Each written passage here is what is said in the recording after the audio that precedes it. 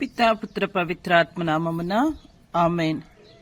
ప్రియమైన వారులారా, ఈ లోకంలో ఒక నిజం ఉంది. మనిషి ప్రేమ పరిస్థితుల మీద ఆధారపడి ఉంటుంది, కానీ దేవుని ప్రేమ పరిస్థితులను మార్చేస్తుంది. మనము మారిపోతాము, మనము దూరం అవుతాము, మనం పాపంలో పడిపోతాము, కానీ దేవుడు మనల్ని వదిలిపెట్టడు. ఈ గొప్ప సత్యాన్ని చూపించడానికి దేవుడు ఒక ప్రవక్తను ఎన్నుకున్నాడు, హోషేయ ప్రవక్త. ఈరోజు మనం ధ్యానించుకోబోతున్నటువంటి గొప్ప ప్రవక్త వ్యక్తి హోషేయ. హోషేయ పిలుపు మనసుకు కఠినమైన ఆజ్ఞ. దేవుడు హోషేయకు చెప్పిన మాటలు సులభం కావు. నీవు ఒక అవిశ్వాసి స్త్రీని వివాహం చేసుకో. ఎందుకు దేవుడు ఇలా చెప్పాడు? ఎందుకంటే ఇజ్రాయేలు ప్రజలు దేవుని వదిలి ఇతర దేవతల వైపు వెళ్లిపోయారు. హోషేయ వివాహం ఒక వ్యక్తిగత నిర్ణయం కాదు, అది ప్రవచన కార్యం. అది ప్రవచన పూర్వకంగానే జరిగింది. గోమెరు మరి మన స్థితి ప్రతిబింబం ఎలా ఉందో చూడండి. గోమెరు ప్రేమ పొందింది, గౌరవం పొందింది, కానీ ఆమె తిరిగి పాపంలో పడిపోయింది. ఇదే మన పరిస్థితి కూడా. మనము కూడా దేవుని ఆశీర్వాదం పొందుతాము, ఆయన కృపలను పొందుతాము, ఆయన కృపను అనుభవిస్తాము, కానీ కొన్నిసార్లు తిరిగి ప్రపంచం వైపు ఆకర్షింపబడి ప్రపంచం వైపు వెళ్తూ ఉన్నాము. ప్రియ సహోదరి సహోదరులారా, ఇక్కడ దేవుని గుండె విరిగినటువంటి హృదయము. హోషేయ తన యొక్క కథలో ఒక బాధపడే భర్తను చూస్తాము, కానీ నిజానికి అది దేవుని గుండె. బాధపడేది హోషేయ. అక్కడ దేవుడి గుండెలా బాధపడుతూ ఉన్నాడు. దేవుడు ఇలా అంటాడు, నా ప్రజలు నన్ను విడిచిపెట్టారు. ఇది కోపం కాదు, ఇది విరిగినటువంటి ప్రేమ. మరి తిరిగి కొనుగోలు, విమోచన ప్రేమ. హోషేయ 3వ అధ్యాయం ఒక అద్భుతమైన సన్నివేశం మనం చూస్తున్నాం. ప్రియ సహోదరులారా, గోమెరు పూర్తిగా పడిపోయింది, ఇతర చేతుల్లోకి వెళ్లిపోయింది. అప్పుడు దేవుడు ఇలా చెప్తున్నాడు, మళ్లీ వెళ్లి ఆమెను ప్రేమించు. కాని హోషేయ వెళ్లి తన సొంత భార్య డబ్బు ఇచ్చి కొనుగోలు చేశాడు. ఇది క్రీస్తు శిలువను సూచిస్తుంది. మన పాపంలో అమ్మబడిపోయాము, కానీ యేసు తన రక్తంతో మనల్ని కొనుగోలు చేస్తున్నారు. ప్రియ సహోదరి సహోదరులారా, వాక్యమును వింటున్నటువంటి వారలారా, ఇది జాగ్రత్తగా గమనించండి. మనము పాపములో పడిపోయినప్పుడు తిరిగి ప్రభువు మనల్ని కొంటూ ఉన్నారు. నా బిడ్డా అని మనల్ని హక్కును చేర్చుకుంటున్నారు. పాప సంకీర్తనం అనే దేవద్రవ్యానుమానం ద్వారా తిరిగి ప్రభువు తన వైపు మనల్ని ఆకర్షిస్తూ ఉన్నారు. కావున ప్రియ సహోదరి సహోదరులారా, మనం పాపంలో పడ్డప్పుడల్లా మనం అమ్ముడుపోతూ ఉన్నాము, కానీ యేసు తన రక్తంతో కడిగి తిరిగి కొనుగోలు చేస్తూ ఉన్నాడు. కాబట్టి ఇది మనం గ్రహించాల్సినటువంటి విషయము. మరి ఇంకొక అంశం ఏమిటంటే, శిక్ష కాదు పునరుద్ధరణకు లక్ష్యము. దేవుడు శిక్షిస్తాడు, కానీ ఎందుకు? నాశనం చేయటానికి కాదండి, తిరిగి తన వైపు ఆకర్షించటానికి ప్రభువు మనల్ని శిక్షిస్తూ ఉంటారు. అంతటితో మనం ఏదో శిక్షలో ఉన్నాము అని చెప్పేసి బాధపడిపోవద్దండి. దేవుడు మన యొక్క హృదయాన్ని మార్వటానికి కొన్నిసార్లు మనల్ని శిక్షిస్తారు, నాశనం చేయటానికి కాదు. ప్రియ సహోదరులారా, హోషేయ గ్రంథం 2వ అధ్యాయం 14వ వచనము, నేను ఆమెను అరణ్యంలోకి తీసుకుని వెళ్లి ప్రేమతో మాట్లాడుతాను. దేవుడు మన జీవితంలో కష్టాలు అనుమతిస్తాడు, మనం ఆయన దగ్గరికి తిరిగి రావటానికి. కావున ప్రియ సహోదరి సహోదరులారా, మన జీవితంలో కష్టాలు ఇచ్చినప్పుడు ప్రభు దగ్గరికి తిరిగి రావాలని చెప్పేసి పిలుస్తూ ఉన్నారే, కానీ వేరొక ఆలోచనతో కాదండి. ఎందుకే నాకు ఈ కష్టాలు, ఎందుకు నాకు ఈ బాధలు, నాకెందుకు ఈ సమస్యలని మనం వాపోకూడదండి. ప్రభు దగ్గరికి తిరిగి రావాలండి. నిజమైనటువంటి పశ్చాత్తాపము. మరి హోషేయ 14:1 ఇలా తెలియచేస్తూ ఉన్నారండి, ఇజ్రాయేలు యెహోవా నీ దేవుని దగ్గర తిరిగిరా. మరి హోషేయ 14:1 ఇజ్రాయేలు యెహోవా నీ దేవుని దగ్గరికి తిరిగిరాను. దేవుడు ఒకటే కోరుతున్నాడండి, మన హృదయం. పశ్చాత్తాపం అంటే కేవలం మాటలు కాదు. ప్రియ సహోదరి సహోదరులారా, వాక్యమును వింటున్నటువంటి వారులారా, మారినటువంటి జీవితం అండి. మన జీవితం మారిపోయి ఉండాలి, కానీ మన మాటలు కాదు. నేను పశ్చాత్తాపడ్డాను, నేను పాప సంకీర్తనం చేశాను, నేను మంచి జీవితం జీవించినానని చెప్పి మాటలు చెప్తే సరిపోదండి. మన యొక్క మాటల్లో కాదు, మన యొక్క క్రియల్లో ఉండాలి, మన యొక్క అనుదిన జీవితంలో ఉండాలి. కావున ప్రియ సహోదరి సహోదరులారా, మరి మనం గుర్తుంచుకోవాలండి, మన యొక్క మన జీవితము మారిపోయినట్టుగా ఉండాలండి. మన జీవితం దేవుడికి ప్రీతికరంగా ఉండాలి, అంతేకాని పాప స్వభావంతో ఉండకూడదండి. ప్రియ సహోదరి సహోదరులారా, మన యొక్క అనుదిన జీవితంలో పాప క్షమాపణ చాలా అవసరం అండి. మనము దేవుని యొక్క పాప క్షమాపణ కోరుకోవాలి, కానీ పాపంలో జీవించకూడదండి. ఇక్కడ హోషేయ ప్రవక్త పాపాన్ని ఒప్పుకున్నాడు, చేసినటువంటి పాపాలకు పశ్చాత్తాపాన్ని అడుగుతున్నాడు, దేవుని వైపు తిరిగి రావాలని చెప్పేసి మనల్ని కూడా కోరుతూ ఉన్నాడు. కాబట్టి మనమంతా కూడా పాపకూపంలో ఉన్నట్లయితే తిరిగి పశ్చాత్తాపం అనేటువంటి సాంగ్యంతో ప్రభు వద్దకు తిరిగి రావాలి. తప్పకుండా దేవుడు మనం చేసినటువంటి ప్రతి పొరపాట్లను కూడా మన్నించడానికి సిద్ధంగా ఉన్నారు. ప్రియ సహోదరి సహోదరులారా, హోషేయ ప్రవక్త మనకి చాలా చక్కటి సందేశాన్ని అందిస్తూ ఉన్నారు. మనం ఆ సందేశాన్ని అర్థం చేసుకొని జీవించినట్లయితే మన జీవితంలో కూడా నూతన వెలుగు అనేది కనిపిస్తుంది. నీవు దేవుని నుండి దూరం అయ్యావా, నీవు తప్పు మార్గంలో ఉన్నావా, గుర్తుంచుకో. దేవుడు ఇంకా నిన్ను ప్రేమిస్తున్నాడు. నీవు తిరిగి వస్తే ఆయన నిన్ను తిరిగి అంగీకరిస్తాడు. కావున ప్రియ సహోదరి సహోదరులారా, నీ తప్పు మార్గం నుంచి నువ్వు తిరిగి వస్తే నిన్ను ఆయన అంగీకరిస్తాడు. హోషేయ కథ ఒక ప్రేమ కథ, కానీ ఇది సాధారణ ప్రేమ కాదు. ఇది వెంబడించే ప్రేమ, ఇది క్షమించే ప్రేమ, ఇది కొనుగోలు చేసే ప్రేమ. నువ్వెంత దూరం వెళ్ళినా దేవుడు ఇంకా నిన్ను వెంబడిస్తూనే ఉన్నాడు.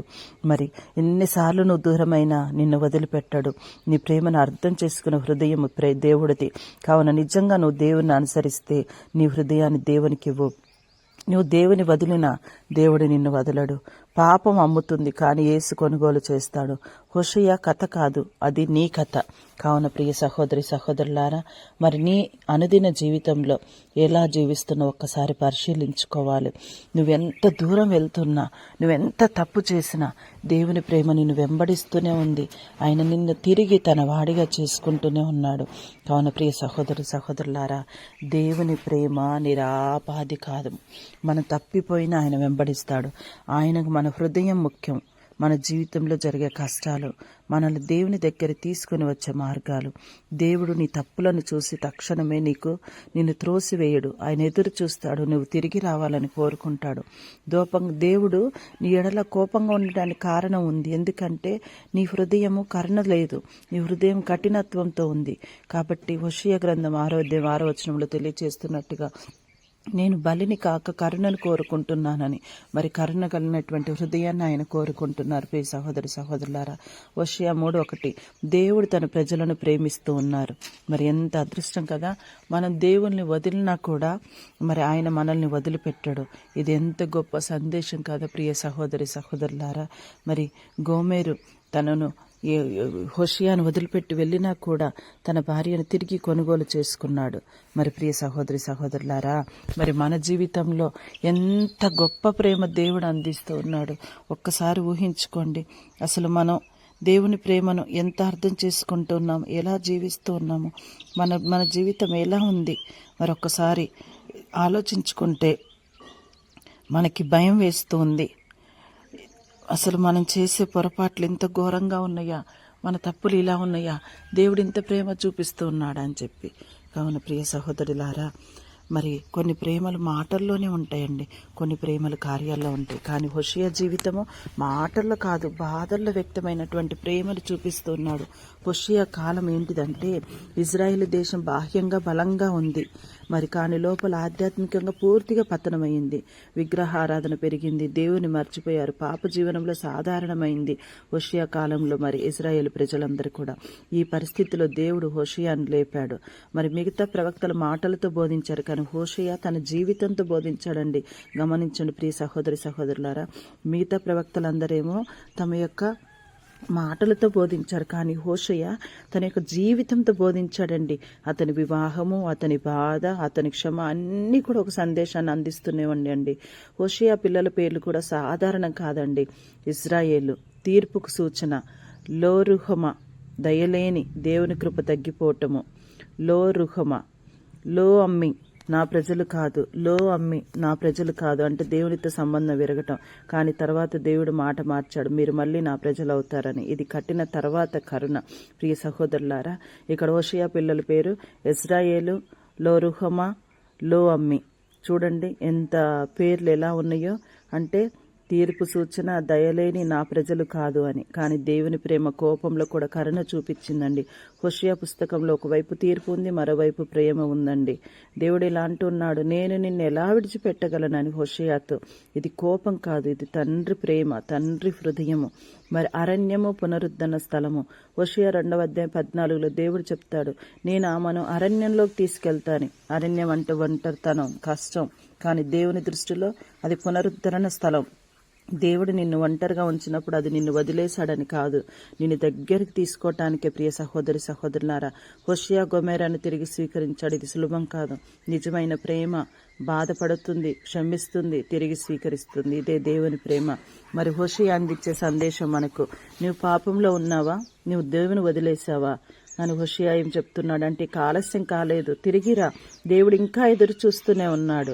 మరి ఇక్కడ హృదయాన్ని కదిలించేటువంటి అర్థం మనకి ఇక్కడ ఒకటి ఉంది. ప్రియ సహోదరి సహోదరులారా, హోషేయ ఒక ప్రవక్త మాత్రమే కాదు, ఒక విరిగిన హృదయం, ఒక క్షమించే ప్రేమ, ఒక వెంబడించే దేవుడు. నువ్వెంత దూరం వెళ్ళా దేవుడు నిన్ను వెతుకుతున్నాడు. నువ్వెంత తప్పు చేసినా ఆయన నిన్ను మళ్ళీ తన వాడిగా చేసుకోవాలనుకుంటున్నాడు.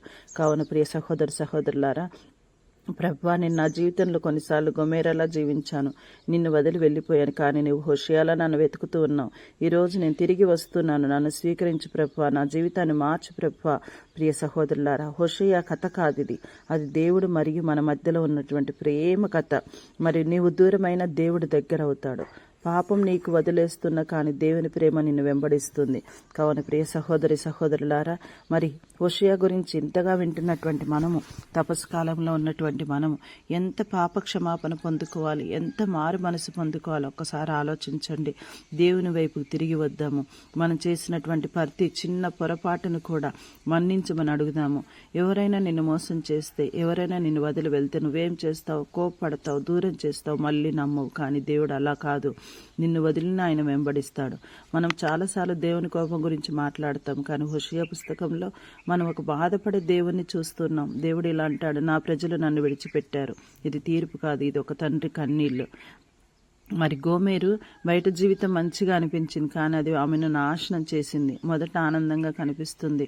పాపం అనేది మొదట ఆనందంగా ఉంటుంది, తర్వాత బంధిస్తుంది, చివరికి ఖాళీగా వదిలేస్తుంది.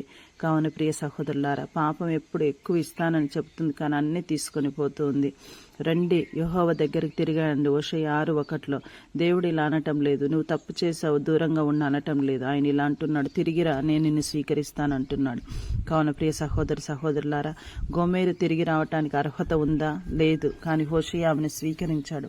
మనం కూడా అర్హులం కాదు, కానీ దేవుడు మనల్ని ప్రేమిస్తున్నాడు. దేవుని ప్రేమ = కృప, గ్రేస్.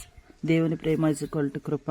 మౌనంగా పనిచేసే దేవుడు. కొన్నిసార్లు దేవుడు మాట్లాడటం లేదనిపిస్తుంది, కానీ ఆయన పని చేస్తూనే ఉన్నాడు. హోషేయ జీవితంలో దేవుడు నిశ్శబ్దంగా ఒక గొప్ప కథ రాస్తున్నాడు. మరి నీ జీవితంలో నిశ్శబ్దం అంటే దేవుడు లేడని కాదు, అది ఆయన పని చేస్తున్న సమయం. కావున ప్రియ సహోదరులారా, నిజమైన సంబంధం అంటే దేవుడు బలులు కాదు కోరేది, హృదయం కోరుతున్నాడు. హోషేయ 6:6 నేను బలిని కాదు కరుణను కోరుతున్నాను అన్నాడు. దేవునికి రొటీన్ రాదు, కావాలి, నిజమైన సంబంధం కావాలి. మరి హోషేయ చివరిలో దేవుడు ఒక గొప్ప వాగ్దానం ఇస్తున్నాడు, నేను వారిని స్వస్థపరుస్తాను, వారిని ప్రేమిస్తాను, వారు పుష్పిస్తారు. ఇది ఆశ యొక్క సందేశం. కావున ప్రియ సహోదరి సహోదరులారా, ఒక చిన్న కథ. ఒక చిన్న బాలుడు తన తండ్రి ఇంటి నుండి దూరం అయ్యాడు, తప్పు మార్గంలో వెళ్ళిపోయాడు. కానీ ప్రతిరోజు తండ్రి గేటు దగ్గర నిలబడి ఎదురు చూసేవాడు. ఒకరోజు బాలుడు తిరిగి వచ్చాడు. తండ్రి అడగలేదు, ఎందుకు వెళ్ళావు? తండ్రి చెప్పింది ఒకటే, నువ్వు వచ్చావు చాలు అన్నాడు. ఈరోజు దేవుడు నీతో అదే మాట్లాడుతున్నాడు. నువ్వెంత దూరం వెళ్ళినా తిరిగిరా, నువ్వెంత తప్పు చేసినా నేను క్షమిస్తాను. హోషేయ కథ ముగియలేదు, అది నీ జీవితంలో కొనసాగుతుంది. ప్రియ సహోదరి సహోదరులారా, కావున చివరగా మనం ప్రార్థన చేసుకుందామండి. ప్రభువా, నేను దూరం అయ్యాను, నేను తప్పిపోయాను, కానీ ఈరోజు నేను తిరిగి వస్తున్నాను. నన్ను క్షమించు, నన్ను స్వీకరించు, నన్ను మార్చు, నీ ప్రేమలో నన్ను నిలబెట్టు. దేవుని ప్రేమ శిక్షించదు, వెంబడిస్తుంది. నీవు పారిపోతే దేవుడు వెతుకుతాడు, తప్పిపోయిన వారిని దేవుడు వదలడు. కావున ప్రియ సహోదరి సహోదరులారా, హోషేయ ప్రవక్త లాంటి జీవితం మనం కూడా